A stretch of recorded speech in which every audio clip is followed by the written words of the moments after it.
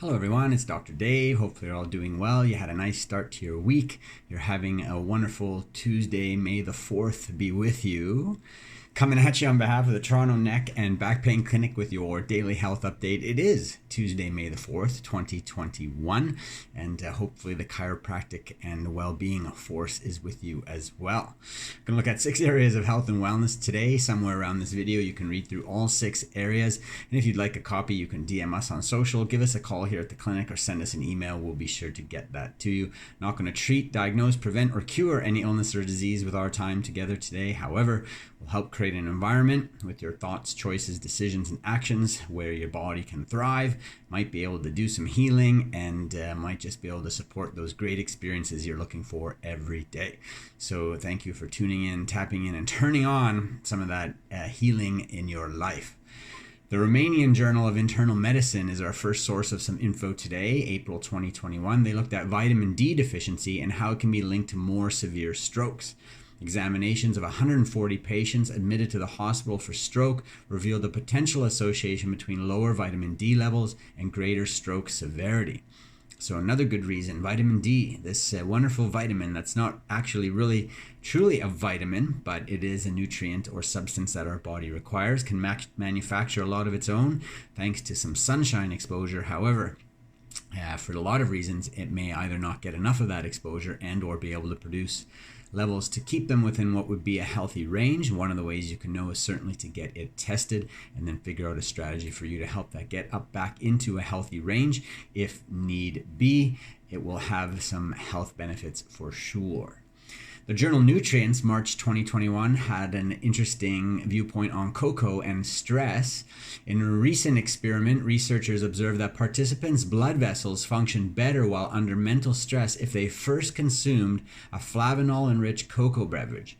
The lead author says that their findings are significant for everyday diet, given that the daily dosage administered could be achieved by consuming a variety of foods rich in flavanols, particularly apples, black grapes, blackberries, cherries, raspberries, pears, pulses, green tea, and unprocessed cocoa.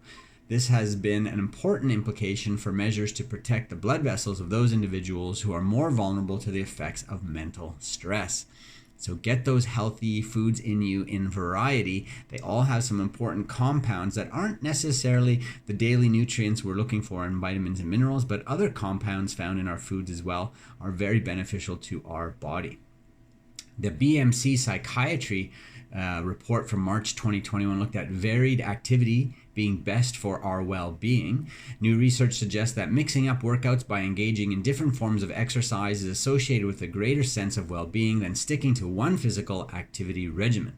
Even though there may be one thing that you really love to do, you may want to complement that by getting out and doing other things for the well-being benefit, the exercise benefit. And of course, just like your food, which is good to eat in variety and also some things in moderation, you want to engage in your physical activities in variety and occasionally in moderation. The Alzheimer's Foundation of America, March 2021, talked about dealing with reducing caregiver stress, not necessarily paid or caregivers that work in different fields, such as nurses and or personal support workers, but also those who live with loved ones that they are taking care of. They recommend to be adaptable and as positive as possible, deal with what you can control, set realistic goals and take it slow, take care of your own health and clear your mind with a hobby or exercise, and share your feelings with family and friends. That's good advice for living a positive mental health and wellness life to begin with.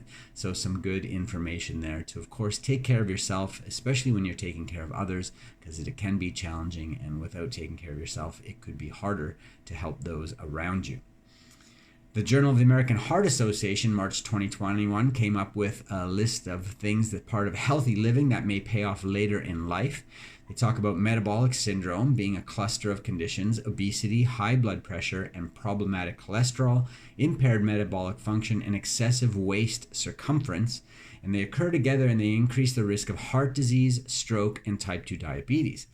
An analysis of long-term data on nearly 2,400 Americans showed that the combination of a healthy diet and regular exercise during middle age is associated with a 65% lower risk for metabolic syndrome in older age.